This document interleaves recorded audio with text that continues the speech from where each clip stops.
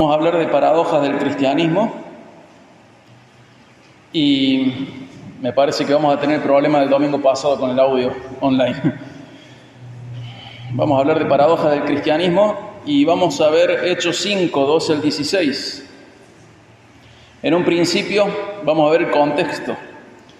La iglesia naciente, con una actitud profunda de generosidad, estaba formada por personas que tenían todas las cosas como una propiedad común. Por un lado, los apóstoles daban testimonio de la resurrección de Jesús y en general no había entre ellos ningún necesitado. Incluso los que poseían tierras o casas los vendían y traían el precio de lo vendido y lo depositaban a los pies de los apóstoles. Y se distribuía a cada uno según su necesidad.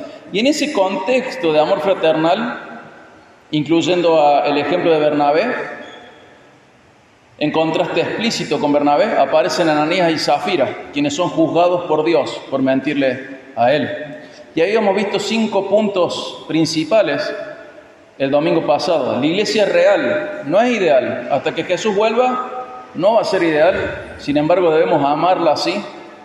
Creer en Dios y creer a Dios son creencias independientes. Tenemos que creer de verdad, o sea, creer en Dios y a Dios. Hay muchas maneras de mentirle a Dios, debemos ser íntegros. Dios es el mismo hoy y siempre, es digno de ser temido. Temamos, seamos sabios y debemos resistir la tentación de pecar, debemos luchar y perseverar mirando a Jesús. Y vamos a leer Hechos 5, 12 al 16. Por mano de los apóstoles se realizaban muchas señales y prodigios entre el pueblo y acostumbraban a estar todos de común acuerdo en el pórtico de Salomón. Pero ninguno de los demás se atrevía a juntarse con ellos. Sin embargo, el pueblo los tenía en gran estima. Más y más creyentes en el Señor, multitud de hombres y mujeres se añadían constantemente al número de ellos, a tal punto que aún sacaban a los enfermos a las calles y los tendían en lechos y camillas, para que al pasar Pedro, siquiera su sombra cayera sobre alguno de ellos. También la gente de las ciudades en los alrededores de Jerusalén acudía trayendo enfermos y atormentados por espíritus inmundos, y todos eran sanados.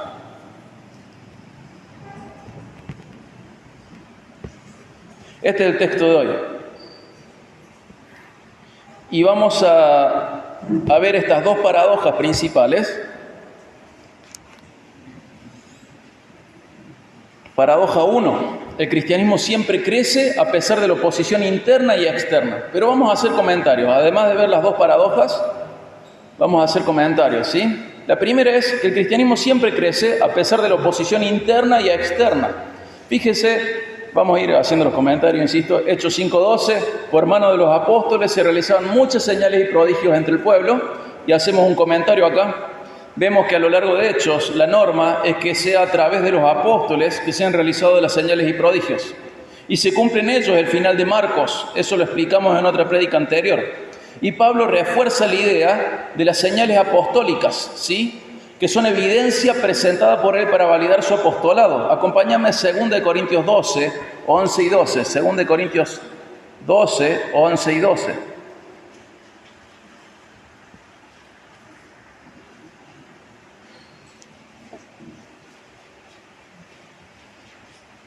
Pablo está argumentando a favor de su apostolado. 2 Corintios 12, 11 y 12. Me he vuelto insensato, ustedes me obligaron a ello, pues yo debería haber sido elogiado por ustedes, aunque en ningún sentido fui inferior a los más eminentes apóstoles. Aunque nada soy, entre ustedes se operaron las señales de un verdadero apóstol, con toda perseverancia por medio de señales y prodigios y milagros. ¿Sí? Si Pablo está argumentando a favor de su apostolado como verdadero y parte de la evidencia que usa son las señales apostólicas, ¿qué significa esto? Que no todos los cristianos tenían estas señales, ¿sí? Eso es importante de entender. No todos los cristianos obraban estas señales y prodigios. Acá Hechos 5:12 dice que era por mano de los apóstoles. El final de Marcos ya lo explicamos. Volvemos a Hechos 5. Leemos la mitad del 12, y acostumbraban a estar todos de común acuerdo en el pórtico de Salomón. pero ninguno de los demás se atrevía a juntarse con ellos. Sin embargo, el pueblo los tenía en gran estima. Y más creyentes en el Señor, multitud de hombres y de mujeres, se añadían constantemente al número de ellos. ¿Qué vemos? Que la iglesia tiene un punto público de encuentro, que es el pórtico de Salomón. Ahí, por ejemplo, fue donde Jesús dijo lo que dice Juan 10:27. Mis ovejas oyen mi voz, yo las conozco y me siguen. ¿Sí? En ese lugar se juntaba frecuentemente la iglesia primitiva. Pero dice el 13 y el 14, ahí de Hechos 5, que ninguno de los demás se atrevía a juntarse con ellos. Al mismo tiempo, sin embargo, el pueblo los tenía en gran estima. Y al mismo tiempo, más y más creyentes en el Señor, multitud de hombres y de mujeres se añadían constantemente al número de ellos. O sea, a pesar de que los apóstoles y el resto de los cristianos se habían ganado el respeto del pueblo en general, gran parte del pueblo no se animaba a juntarse con ellos. No se animaban a identificarse con ellos. Y esto es en parte consecuencia del sufrimiento de la iglesia. Por un lado, habían encarcelado a Pedro y Juan hacía un tiempito por predicar, y por otro lado, estaba la reciente disciplina divina sobre Ananías y Zafira. ¿Sí? Sobre Ananías y Zafira cayó la disciplina de Dios. Entonces, estas dos cosas purgan a la iglesia. Tanto la disciplina como la persecución purgaron a la iglesia. Y es parte del motivo por el cual dice, ninguno se atrevía a juntarse con ellos. Pero a pesar de que la disciplina cayó sobre Ananías y Zafira, y a pesar de que las autoridades habían encarcelado a Pedro y Juan, el evangelio seguía haciéndose irresistible. Y este es el patrón del evangelio. Para la carne es una locura, pero para aquel espíritu que es llamado por Dios, el evangelio es irresistible. Y vemos cómo Lucas ya no hace números. Al principio eran 120, luego eran 3.000, luego son 5.000 hombres más las mujeres y los niños. Y ahora dice, mira, multitud de hombres y mujeres. Y así es el cristianismo. Jesús dedicó una parábola para hablar de cómo iba a crecer esto. Dice, mira, la semillita de mostaza es chiquita, pero una vez que crece es la más grande de las hortalizas. Incluso las aves pueden anidar sobre ella. Y ella dice, Jesús decía, está en Mateo 13, 31 y 32, Marcos 4, 30 y 32, Lucas 13, 18 y 19, y es esto, dice, ¿a qué se parece el reino de los cielos? A esto, es como una semilla de mostaza que un hombre va y la deja. Sin embargo, esa semilla crece, crece, crece y es la más grande de las hortalizas, al punto que incluso pueden venir pájaros y anidar sobre ella. El cristianismo avanza, que esa es la paradoja número 1. El cristianismo avanza siempre, a pesar de la oposición interna y externa. Siempre avanza. Incluso a pesar de las implicancias de seguir a Cristo, el cristianismo crece. Acompáñame a Mateo 10, 37 al 38.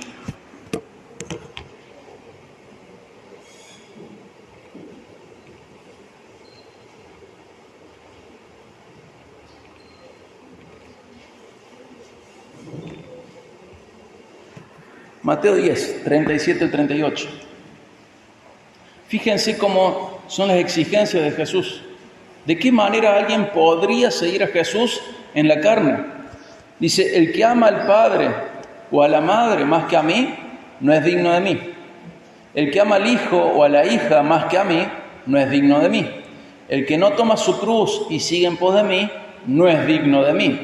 Fíjate, ¿cómo alguien en su carne podría responder favorablemente, positivamente, a alguien que le dice, me tienes que amar más que a tu papá, me tienes que amar más que a tu mamá, me tienes que amar más que a tus hijos, me tienes que amar más que a tu propia vida, y si no, no sos digno de mí? Fíjate Mateo 16, 24 al 26.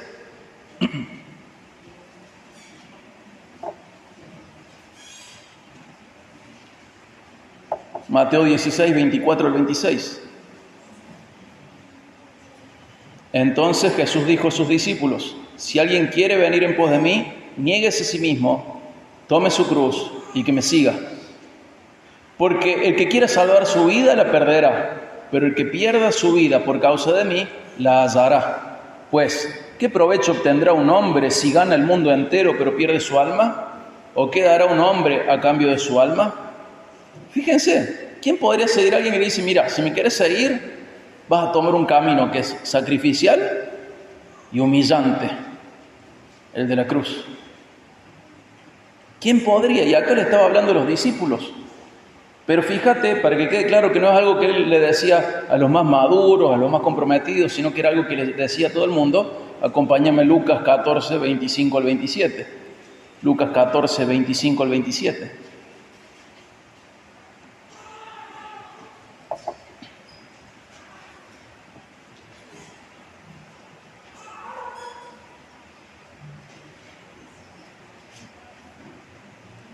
Grandes multitudes acompañaban a Jesús. Y él, volviéndose, les dijo, si alguien viene a mí y no aborrece a su padre y madre, a su mujer e hijos, a sus hermanos y hermanas, y aún hasta su propia vida, no puede ser mi discípulo. El que no carga su cruz y me sigue, no puede ser mi discípulo. Fíjate que acá el 25 nos dice que se dio vuelta la multitud. No se lo dijo a los más maduros, como en como en Mateo 16, que le habló a sus discípulos. Acá la multitud iba detrás de Jesús. ¿Y sabes qué va a hacer Jesús? Va a diferenciar entre las multitudes y los discípulos. ¿Cuál va a ser la diferencia entre un discípulo de Cristo y una multitud que lo acompaña?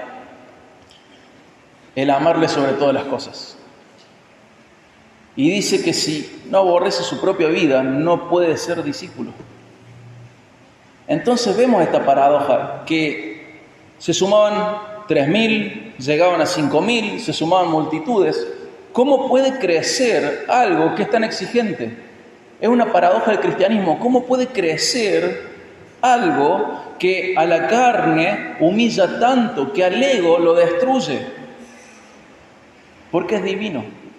Porque es divino. La iglesia siempre va a tener la tentación de que las exigencias de Cristo bajen para que sea más apto para todo público, para que sea más recibido por cualquier persona. Sin embargo, este es el cristianismo real. Y el cristianismo real, a pesar de esto, paradójicamente, crece sin parar. Y hermanos, el cristianismo no es solamente tener una moral aceptable y asistir a una iglesia. Eso es importante. Pero el cristianismo es rendirse a Cristo como Señor absoluto por haberle conocido como Salvador. ¿Te has rendido al señorío de Cristo en agradecimiento por la salvación que Él ofrece? Porque ahí comienza el cristianismo. Y siempre va a haber personas rindiéndose a Cristo. Siempre el cristianismo va a avanzar. ¿Por qué? Porque Jesús prometió edificar su iglesia. Y Él siempre va a cumplir eso. Hasta el fin de los tiempos habrá personas respondiendo positivamente a Cristo a pesar de las implicancias negativas terrenales que el cristianismo pueda tener. En otro lado dice, cualquiera que siga, en Timoteo, cualquiera que siga a Cristo, que quiera crecer en la piedad, va a recibir persecución. En otro lado dice, van a tener aflicción. A Juan, confíen, yo he vencido el mundo. Cristo te está invitando, voy a usar entre comillas la palabra movimiento, a un movimiento en el cual te está prometiendo sufrir, te está diciendo que tenés que amarle sobre todas las cosas, te está diciendo que tenés que sacrificar tu propia vida, te está diciendo que tenés que negarte a vos mismo, incluso de manera sacrificial y humillante. ¿Cómo podría crecer un movimiento, una idea, una filosofía así? Solamente porque el Espíritu Santo obra en los corazones de los oyentes. Si no, no hay forma. Y es una paradoja. El cristianismo crece a pesar de sus exigencias. Hasta el fin de los tiempos habrá personas respondiendo positivamente a Cristo a pesar de las implicancias negativas terrenales que pueda haber. Incluso hasta Jesús dice, ¿ustedes creen que viene a traer paz? No viene a traer paz. Viene a traer espada, viene a traer fuego. Y madre se va a pelear con hija, y padre con hijo. ¿Cómo puede crecer un movimiento así que aparentemente en su interior tiene el germen de su autodestrucción? Solamente puede crecer porque es una obra divina, porque el Espíritu Santo está trabajando en algunas personas en la tierra para que respondan positivamente a este mensaje. Y es lo que vemos en Hechos, A pesar de las exigencias de Cristo, a pesar de cómo el Evangelio te señala tu culpabilidad, tu miseria, a pesar de eso, el Evangelio crece, el cristianismo crece, el Evangelio se expande, a pesar de eso, y esa es la paradoja número 1. Y no es la única paradoja que el cristianismo crezca a pesar de las dificultades. No es la única paradoja. El juez del mundo es juzgado injustamente, siendo creador, es juzgado injustamente por su creación. Y siendo inocente, carga con el pecado de aquellos que lo van a juzgar injustamente, que han sido creados por él. De tal manera que él, que no conoció pecado, es hecho pecado, para que aquellos que creen en él sean hechos justicia de Dios en él. Dios decidió justificar a los que creen en Cristo a pesar de ser pecadores. Dios muestra su amor para con nosotros en que, siendo pecadores, Cristo murió por nosotros.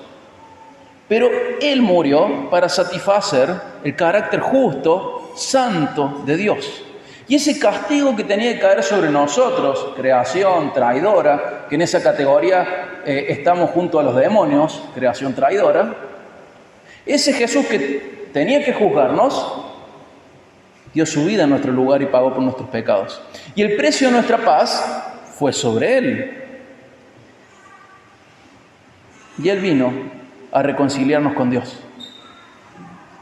Y Él es Dios. Y Él venció la muerte y con su muerte mató la muerte. Y todos los que creemos tenemos vida eterna en Él. Está lleno de paradojas. Está lleno de paradojas.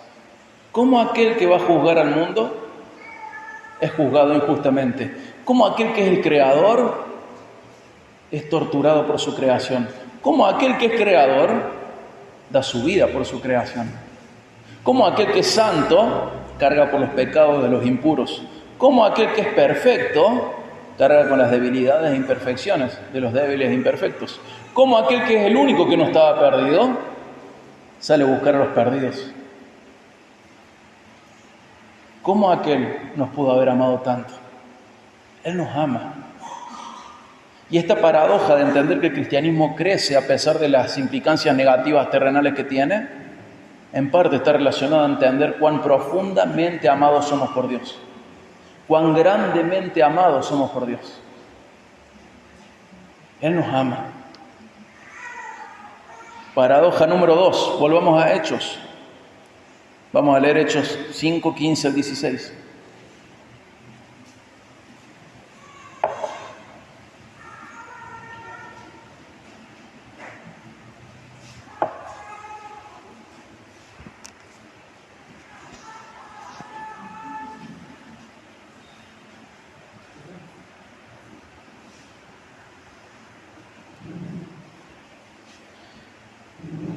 Hechos 5, 15 al 16. La paradoja 2 es: muchos bendecidos serán condenados. Suena feo, ¿no? Muchos bendecidos serán condenados. Fíjense Hechos 5, 15 al 16.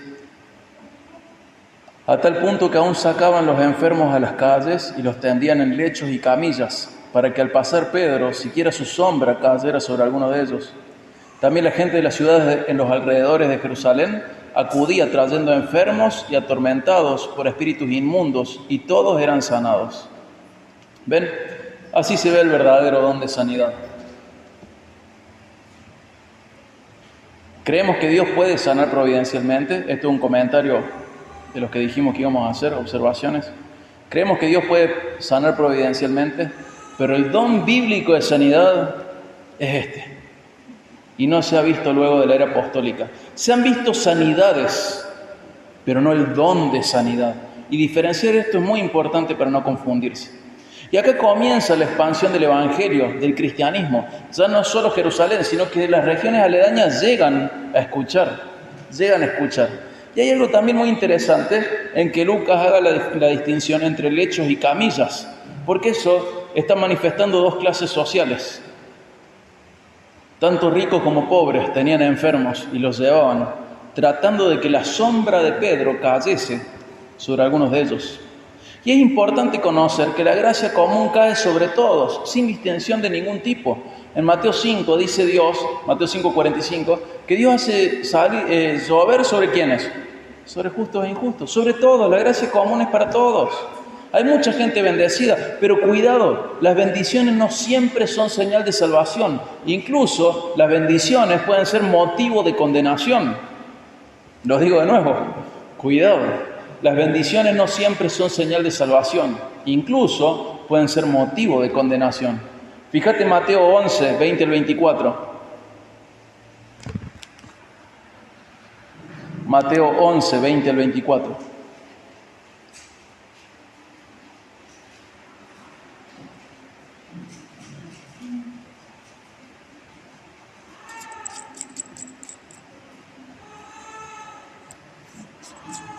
Entonces Jesús comenzó a reprender a las ciudades en las que había hecho la mayoría de sus milagros, porque no se habían arrepentido. ¿Ven? Eran sumamente bendecidos, habían recibido milagros de Jesús mismo, pero no se habían arrepentido. Y dice el 21, ay de ti, Corazín, ay de ti, Betsaida, porque si los milagros que se hicieron en ustedes se hubieran hecho en Tiro y en Sidón, hace tiempo que se hubieran arrepentido en silicio y ceniza. Por eso les digo que en el día del juicio será más tolerable el castigo para Tiro y Sidón que para ustedes. Y tú, Capernaúm, ¿acaso serás elevada hasta los cielos? Hasta el Hades descenderás. Porque si los milagros que se hicieron en ti se hubieran hecho en Sodoma, Sodoma hubiera permanecido hasta hoy. Sin embargo, les digo que en el día del juicio será más tolerable el castigo para la tierra de Sodoma que para ti. Fíjate, las bendiciones no siempre son señal de salvación, incluso pueden ser motivo de condenación. Es muy peligroso pensar que las bendiciones que recibimos son por nuestra calidad de personas, en lugar de pensar que son por la calidad de Dios, ¿sí? Muy peligroso pensar que yo soy bendecido por cómo soy yo, perdiendo de vista que yo soy bendecido por cómo es Él. Corazín, Betsaida, Capernaúm fueron bendecidos. Pero el Señor se lamenta sobre ellos. ¿Querés ver un ejemplo dentro de la iglesia? Acompáñame a Hebreos 6, 1 al 7. Hebreos 6, 1 al 7.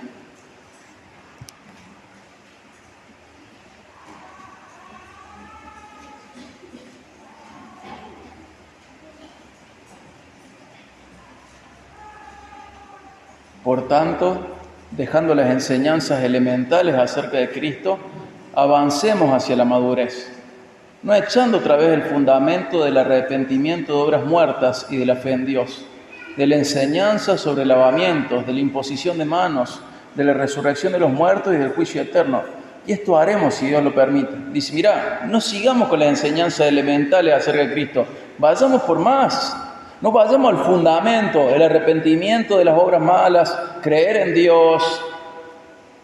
Vayamos más allá, la resurrección de los muertos, el juicio eterno. Vayamos más allá, maduremos. Y acá es donde viene la advertencia.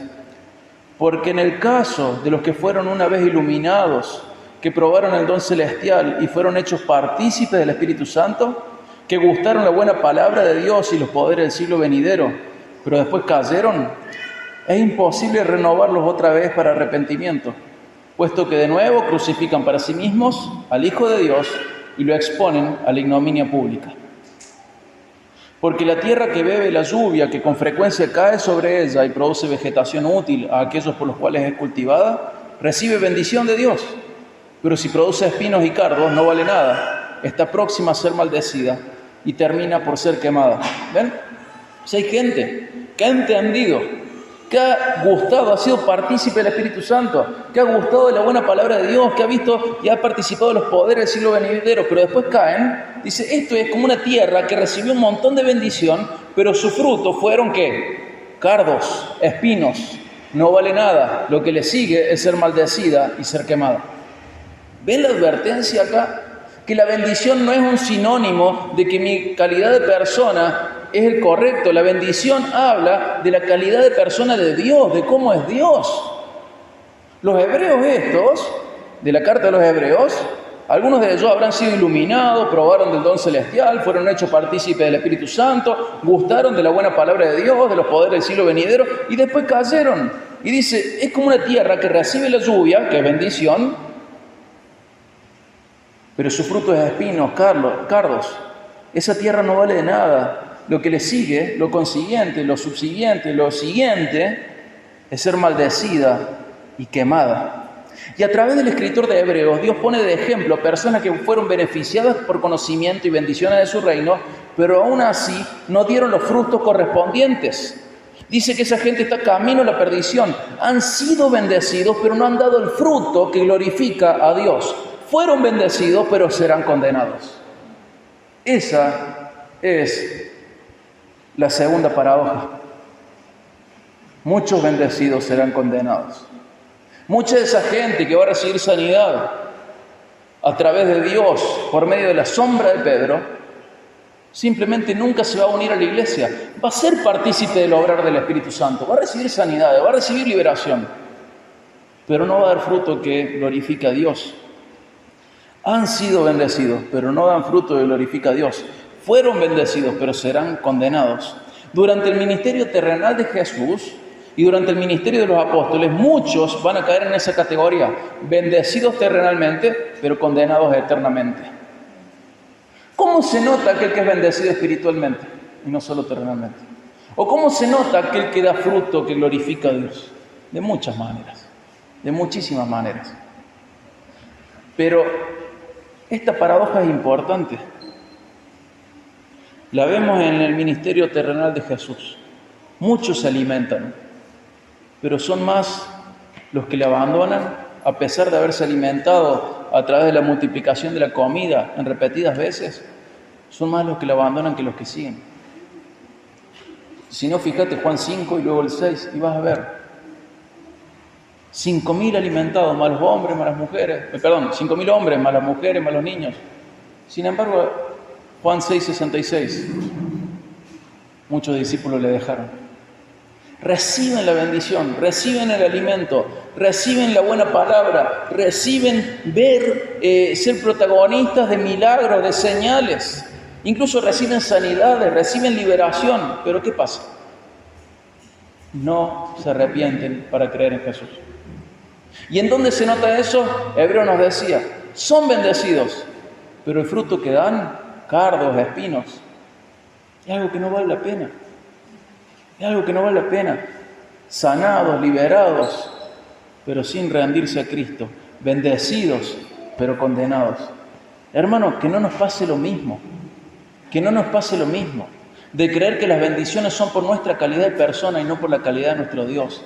Que no nos pase lo mismo de ser bendecidos terrenalmente, que todos nosotros somos bendecidos terrenalmente. Ponete la mano acá y vas a escuchar por lo menos 60 bendiciones por minuto. Y esa bendición, que es el latido del corazón, se traduce en tiempo de vida para rendirte a Cristo, para servir a Cristo. Sos bendecido. Pero luego de ser bendecido, tenés que ser como ese terreno que recibe la lluvia y produce vegetación útil. No recibir la bendición para luego producir cardos y espinas. Que no nos pase lo mismo. Muchos sanados, muchos liberados, pero pocos rendidos a Cristo. Bendecidos, pero condenados. Entonces, la paradoja 1 es que el cristianismo siempre crece a pesar de la oposición interna y externa. El domingo que viene vamos a ver cómo se refuerza. Hay un tercer ataque contra la iglesia. El primero es la encarcelación de Juan y de Pedro. El segundo es la mentira al Espíritu Santo de Ananías y Zafira. Y el tercero ya va a ser que encarcelan a todos los apóstoles y los golpean. ¿Y sabes qué? El cristianismo no va a terminar en Hechos 5. El cristianismo va a seguir. Y esa semilla chiquita que comienza con 12 que trastornaron el mundo entero,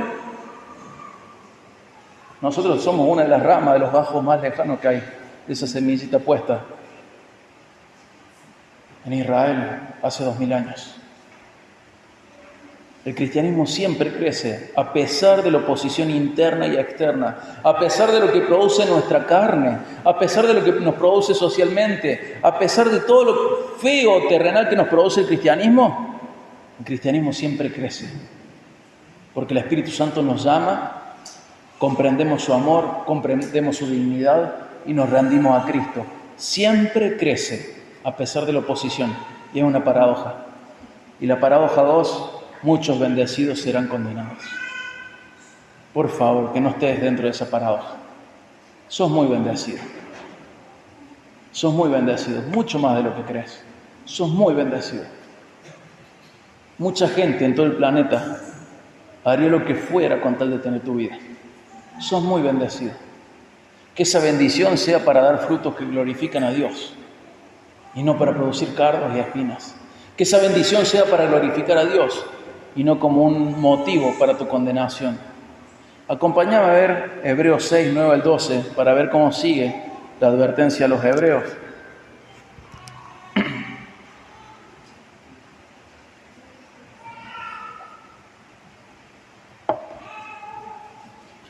Hebreos 6, 9 al 12.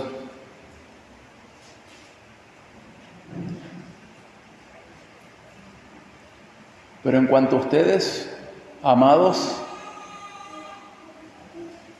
y ahí nos da a entender que es una advertencia, lo de Hebreos 6 anterior.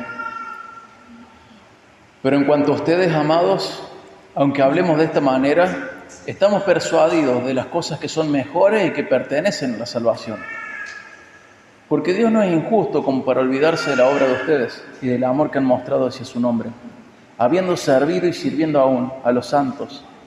Pero deseamos que cada uno de ustedes muestre la misma solicitud hasta el fin, para alcanzar la plena seguridad de la esperanza, a fin de que no seamos perezosos, sino imitadores de los que mediante la fe y la paciencia, perseverancia, heredan las promesas. ¿Se dan cuenta? Dice, miren, esto es de Hebreos 6 al principio. Nosotros creemos, dice el escritor de Hebreos, nosotros creemos que ustedes no son de estos que van a ser condenados. Pero ¿en dónde lo vamos a comprobar? En que sigan maduros hasta el fin, que tengan la misma solicitud de avanzar hasta el fin, en que sean imitadores de los héroes de la fe, de los de Hebreos 11. Puede ser que vos no seas el más rebelde de todos. Estoy seguro que sos muy bendecido. Ahora, la pregunta es, ¿sos imitador de los héroes de la fe? ¿De los que mediante la fe y la perseverancia heredaron las promesas? Tenemos que ser de los que avanzan, de los que imitan a los héroes de la fe, de los que perseveran hasta el final. ¿Sabes qué? Lo que no es constante es porque está en un cimiento que no es sólido. Y generalmente esa inconstancia es porque toda nuestra vida espiritual está basada en nuestro corazón.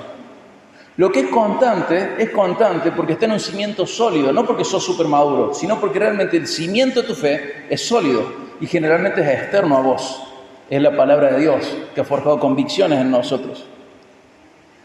Si nosotros somos los mejores siervos de Dios durante unos meses, pero eso cae, es porque no somos de los que creen, sino simplemente, es porque no somos de los que crecen, sino simplemente de los que saltan. He hecho este ejemplo muchas veces, pero necesito volver a hacerlo. Yo mido 1,80, justo, clavado, descalzo mido 1,80. ¿Qué sentido tiene que yo diga, mido 2 metros? Mido 2 metros. ¿Qué sentido tiene? ¿Es real eso? Mira, mido 2 metros. Mido 2 metros. Hay gente cuya vida espiritual es eso, es como un salto. Si no, pero mira qué maduro que soy, mira cómo sirvo. Mira cómo asisto. Mira cómo me comprometo. No. La vida espiritual es una constante. Lo que es cierto es lo constante. Lo que es inconstante no es real. Y no nos podemos engañar. Yo no mido 2 metros por estar saltando. Yo mido 1,80 y así, bueno, en realidad me vienen cogiendo con el tiempo, como todo humano. Pero ¿cuánta gente se engaña a sí mismo porque tiene periodos de su vida en donde sirvió un montón, pero luego volvió al lugar donde estaba? Se comprometió un montón, pero luego quedó ahí. ¿Por qué esto? Porque la vida espiritual estaba cimentada en su corazón y no en convicciones bíblicas que vienen de la palabra de Dios. No tenemos que confundir crecimiento con salto. No tenemos que confundir.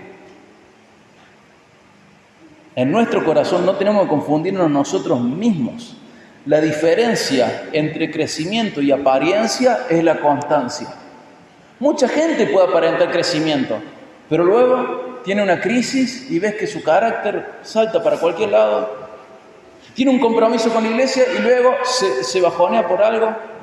Está sirviendo y hace y de golpe desaparece. Eso es porque no era crecimiento, era apariencia de crecimiento. La diferencia entre crecimiento y apariencia es la constancia. Y hermano, si no estamos avanzando, estamos retrocediendo. Ni la carne nuestra, ni nuestro enemigo se toman vacaciones. Si vos no estás avanzando en la fe, estás retrocediendo. Avancemos siempre, avancemos hasta el final. ¿Cómo? Con la misma solicitud hasta el fin, lo que leímos en Hebreos 6, 9 al 12. Siendo imitadores de los que mediante la fe y su perseverancia heredaron las promesas. Hermano, tenemos que avanzar. Acompáñame para cerrar a uno de mis versículos preferidos, 1 Corintios 15, 58.